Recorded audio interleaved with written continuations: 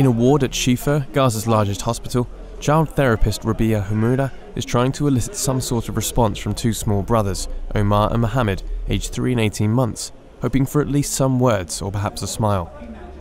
For 7 straight minutes the children, peppered with burns and shrapnel wounds sustained in the shelling of their home in Beit Hanun last month, stare at him blankly, emotionless. Omar and Mohammed are just 2 of the 400,000 Gazan children the United Nations estimates are in need of psychological care as a result of not just the latest war in the territory, but the 3 previous conflicts fought with Israel since 2006. Whether the result of Israeli airstrikes, seeing armed militants operating in their own streets, having a parent or parents killed before their eyes, or themselves being wounded, the psychological trauma for Gaza's young is profound.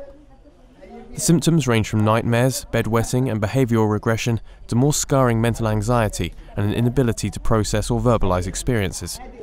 One of Gaza's most successful trauma assistance projects is the Gaza Community Mental Health Programme, launched in 1990.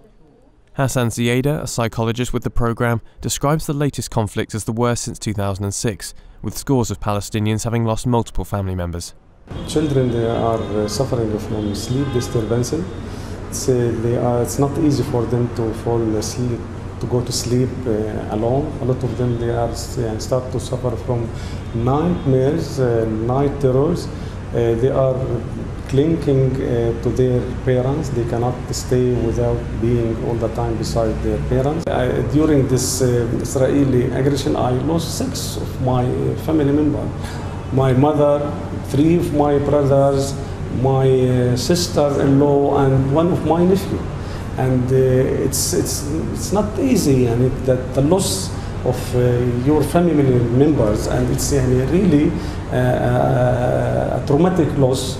It was unexpected, and it's not easy for me to deal with this traumatic loss. According to the United Nations, at least 425,000 displaced people in the Gaza Strip, of 1.8 million, have been displaced by the war, living in emergency shelters or staying with host families, stoking international alarm. While the conflict's destruction of buildings and livelihoods is clear to see and documented daily in television footage, the damage to minds is mostly invisible, yet can have far more debilitating and longer-lasting consequences.